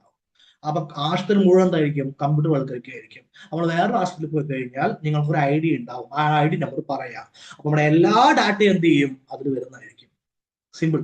ഓക്കെ, അപ്പൊ നിങ്ങൾക്ക് ആദ്യം കിട്ടാൻ പോകുന്ന ഐഡിയുടെ പേരാണ് UHID. ഈ വീഡിയോ കാണുന്ന എല്ലാവരിലും ആരെങ്കിലും ഒക്കെ ഗവൺമെന്റ് ഹോസ്പിറ്റലിൽ പോയിട്ടുണ്ടെങ്കിൽ അവരുടെ കയ്യിൽ ഒരു UHID ഉണ്ടായിരിക്കും, ഉറപ്പായിട്ടും ഉണ്ടായിരിക്കും. നടന്നുകൊണ്ടിരിക്കുന്ന പ്രോസസ്സാണ്. ആ UHIDയിൽ 16 അക്കമുള്ള ഒരു യുണീക്ക് ഹെൽത്ത് ID കിട്ടും. ഇത് ആധാർ കാർഡായിട്ട് എന്തായിരിക്കും, ലിങ്ക്ഡ് ആയിരിക്കും. അപ്പൊ നിങ്ങളുടെ എല്ലാ ഡാറ്റയും എന്തറിയാം, ആ ഇഷ്യൂൽ അറിയാൻ പറ്റും. ഡൺ. ഓക്കെ, ഇനി എന്തുകൊണ്ടാണ് ഇത് ചെയ്യുന്നത്? ഇതൊരു പേപ്പർലെസ് OP പ്രോസസ്സിന് വേണ്ടിയിട്ടാണ്. ഇപ്പൊ നമ്മൾ ഔട്ട് പേഷ്യന്റ് OP പോയി നിൽക്കുന്നു വിചാരിക്കൂ. ഒരു പ്രൈവറ്റ് ഹോസ്പിറ്റൽ ആണെങ്കിൽ പെട്ടെന്ന് എടുക്കുന്നതായിരിക്കും. ഗവൺമെന്റ് ഹോസ്പിറ്റലിൽ ഒരുപാട് പേര് വരില്ലേ, വലിയൊരു ക്യൂ നിൽക്കണ്ടേ. ഇപ്പൊ നല്ല ഡോക്ടേഴ്സ് ആയിരിക്കും ഗവൺമെന്റ് ഹോസ്പിറ്റലിൽ ഉണ്ടാവുക. ആ നല്ല ഡോക്ടേഴ്സിനെ കാണാൻ വേണ്ടിയിട്ട് രാവിലെ പുലർച്ചെ പോയി ക്യൂവിൽ നിന്ന് OP എടുത്ത് ഭയങ്കര പ്രശ്നമായിരിക്കും. പക്ഷെ ഇതിൽ രജിസ്റ്റർ ചെയ്ത് കഴിഞ്ഞാൽ ഒരു ഡിജിറ്റൽ ഹെൽത്ത് കാർഡ് കിട്ടും. പിന്നെ OP ടിക്കറ്റിന് വേണ്ടിയിട്ടും ലാബ് റിപ്പോർട്ടിന് വേണ്ടിയിട്ടും എല്ലാവരും പേപ്പറും കൊണ്ട് പോകേണ്ട കാര്യമില്ല. ആകെ പേപ്പറിന്റെ കളിയാണ്. ആ പേപ്പർ ഒന്നും പോണ്ട. ഡോക്ടർ കമ്പ്യൂട്ടറിൽ എന്ത് ചെയ്യാൻ പറ്റും, പഴയ ചികിത്സാ വിവരങ്ങൾ മൊത്തമായിട്ട് കാണാനും പറ്റും. അപ്പൊ ഡോക്ടർ എന്താ പറ്റി, എന്താ ഇഷ്യൂ, ആദ്യം എന്തൊക്കെ ഉണ്ടായത്, അങ്ങനെ ഒന്നും മുഴുവൻ ചോദിക്കേണ്ട കാര്യമില്ല. സിമ്പിളായി ചോദിച്ചാൽ മതി, ടൈം എടുക്കാൻ പറ്റും. ഇനി വീട്ടിലിരുന്ന് തന്നെ മീ ഹെൽത്ത് ആപ്പ് എന്ന് പറഞ്ഞൊരു ആപ്പ് ഉണ്ട്. ehealth.kerala.government.in എന്നാണ് ആ സൈറ്റിന്റെ പേര്. ആ പോർട്ടൽ വഴി നിങ്ങൾക്ക് മുൻകൂട്ടി എന്ത് ചെയ്യാം, ഏത് ഡോക്ടറെ വേണോ ആ ഡോക്ടറെ എന്ത് ചെയ്യാൻ പറ്റും, OP എടുക്കാൻ പറ്റും. ഡോക്ടറുടെ സമയം എന്ത് ചെയ്യുക, ബുക്ക് ചെയ്യുക. സമാധാനത്തിൽ വരാൻ വേണ്ടി പറ്റും. ഹെൽത്തിന്റെ പദ്ധതിയുടെ മെയിൻ പദ്ധതിയുടെ പേരെന്താ, ആർദ്രം മിഷൻ. ഈ ആർദ്രം മിഷന്റെ അടിസ്ഥാനം എന്ന് വെച്ചാൽ നെടും തൂണ് എന്ന് വെച്ചാൽ എന്താ, ഈ ഹെൽത്ത് സംവിധാനമാണ്. അപ്പൊ ആർദ്രം മിഷന്റെ നെടും തൂണാണെന്ത്, ഈ ഹെൽത്ത് സംവിധാനം. ഇത്രയും കാര്യം ഓക്കെ അല്ലേ? ക്വസ്റ്റ്യൻ ചെയ്താലോ? കേരളത്തിൽ ജനങ്ങളുടെ ആരോഗ്യ വിവരങ്ങൾ ഡിജിറ്റലായി സൂക്ഷിക്കുന്നതിനായി ആരംഭിച്ച ഈ ഹെൽത്ത് പദ്ധതി ഔദ്യോഗികമായി ഉദ്ഘാടനം ചെയ്തത് എന്നാണ്? 2017 ജനുവരി 25. അപ്പൊ എന്റെ കൂടെ ഒന്നുകൂടി പറഞ്ഞേ, അത് എവിടെയായിരുന്നു, ഹോസ്പിറ്റൽ എവിടെയായിരുന്നു ഉണ്ടായിരുന്നേ? തിരുവനന്തപുരത്ത്. തിരുവനന്തപുരത്ത് ഏത് ഹോസ്പിറ്റലായിരുന്നു? പേരൂർക്കട ജില്ലാ ആശുപത്രി ആയിരുന്നു. അത്രയും കാര്യം ഓക്കെ അല്ലേ? ഫൈൻ. അടുത്തത്, ഈ ഹെൽത്ത് പദ്ധതിക്ക് കീഴിൽ ഓരോ പൗരനും നൽകുന്ന ഹെൽത്ത് ID UHID എത്ര അക്കമുള്ളതാണ്? എത്ര അക്ക? 16 അക്കം. Question number 3. കേരളത്തിലെ സർക്കാർ ആശുപത്രികളിൽ ഓൺലൈനായി OP ടിക്കറ്റുകൾ ബുക്ക് ചെയ്യാനും ഡിജിറ്റൽ ഹെൽത്ത് റെക്കോർഡുകൾ സൂക്ഷിക്കാനും സഹായിക്കുന്ന ഔദ്യോഗിക പോർട്ടൽ ഏതാണ്? ഈ ഹെൽത്ത് കേരള, അല്ലെങ്കിൽ എന്താ, ehealth.kerala.government.in വെബ്സൈറ്റ്. ഡൺ. അപ്പൊ ഇന്ന് നമ്മൾ പഠിച്ച 4 പ്രോഗ്രാംസ് ഏതൊക്കെയാ? നിരാമയ പഠിച്ചു, സമ്പൂർണ്ണ പഠിച്ചു, ശൈലി പഠിച്ചു, ഈ ഹെൽത്ത് പഠിച്ചു. ഓക്കെ, അപ്പൊ താങ്ക് യു ഒക്കെ പറയുന്നതിന് മുമ്പ് നമുക്ക് എന്തുണ്ട്, ക്വസ്റ്റ്യൻ ചെയ്യണം. ഓക്കെ, അപ്പൊ ഞാൻ ആ ക്വസ്റ്റ്യൻ ഒന്ന് എടുക്കുന്നുണ്ട്. ആദ്യം ക്വസ്റ്റ്യൻ ആയിരുന്നല്ലേ, ക്വസ്റ്റ്യൻ ചെയ്യണ്ടേ? എവിടെ ക്വസ്റ്റ്യൻ? ഇതാണ് ക്വസ്റ്റ്യൻ. അപ്പൊ നമുക്ക് ക്വസ്റ്റ്യൻ നോക്കിയാലോ? കേരളത്തിൽ 30 വയസ്സിന് മുകളിലുള്ളവരുടെ ജീവിതശൈലി രോഗങ്ങൾ സ്ക്രീൻ ചെയ്യുന്നതിനായി ആശാപ്രവർത്തകർ ഉപയോഗിക്കുന്ന ആപ്ലിക്കേഷൻ ഏതാണ്? നിരാമയ എന്താ, ഇൻഷുറൻസ് പദ്ധതിയാണ്. സമ്പൂർണ്ണ എന്താ, വിദ്യാഭ്യാസ മേഖലയിലുള്ള എല്ലാവരുടെയും റെക്കോർഡ്സ് ആണ്. ശൈലി എന്താ, ആപ്പ് ആണ്, ആശാപ്രവർത്തകരാണ് യൂസ് ചെയ്യുന്നത്. ശൈലി ആപ്പ് ഉണ്ടാക്കിയിരിക്കുന്നത് ഈ ഹെൽത്ത് ആണ്. ശരിയാണ്, ഈ ഹെൽത്തിന്റെ ഭാഗമായിട്ടുള്ളതാണ് ശൈലി. അങ്ങനെയെങ്കിൽ ആർദ്രം മിഷന്റെ ഭാഗമായിട്ടാണ് ഈ 2 പരിപാടിയും. പക്ഷെ ചോദിച്ചിരിക്കുന്ന എന്താ, ജീവിതശൈലി രോഗങ്ങൾ സ്ക്രീൻ ചെയ്യാൻ വേണ്ടിയിട്ട് ആശാപ്രവർത്തകർ ഉപയോഗിക്കുന്ന ആപ്ലിക്കേഷൻ. ആപ്ലിക്കേഷൻ ഉണ്ടാക്കിയത് ഈ ഹെൽത്ത് ആയിരിക്കും, നമുക്ക് വിഷയമില്ല. ആപ്ലിക്കേഷന്റെ പേരെന്താ, ശൈലി. ഇതാണ് അല്ലേ? അപ്പൊ ഓപ്ഷൻ C എന്തായിട്ട് വരിക, ആൻസർ ആയിട്ട് വരിക. ഇത്രയും കാര്യങ്ങൾ ഓക്കെ ആണോ? ഓക്കെ, എങ്കിൽ നിങ്ങൾ കേരളത്തിലെ സാമൂഹ്യ ആരോഗ്യ പദ്ധതിയുടെ ആദ്യത്തെ ക്ലാസ് കണ്ടില്ലേ? തുടർച്ചയായിട്ട് ഈ ക്ലാസ്സസ് കാണുക. ഇതിൽ ഓരോ ക്ലാസ്സിലും 4 പദ്ധതി വെച്ച് ഉണ്ടാവും. ഇത് ഡെയിലി 2 ദിവസം കൂടുമ്പോൾ എന്ത് ചെയ്യുക, റിവൈസ് ചെയ്യുക. എക്സാമിന്റെ സമയമാകുമ്പോൾ നിങ്ങൾക്ക് മിനിമം 2 മാർക്ക്, 2 4 മാർക്ക് വരെ എന്ത് ചെയ്യും, കിട്ടാനുള്ള ചാൻസ് ഉണ്ടാവും. ഇത്രയും കാര്യം ഓക്കെ അല്ലേ? അപ്പൊ നമ്മുടെ കേരളത്തിലെ സാമൂഹ്യ ആരോഗ്യ പദ്ധതികളുടെ അടുത്ത ക്ലാസ്സിൽ കാണുന്നവരെ Tata, bye bye and take care.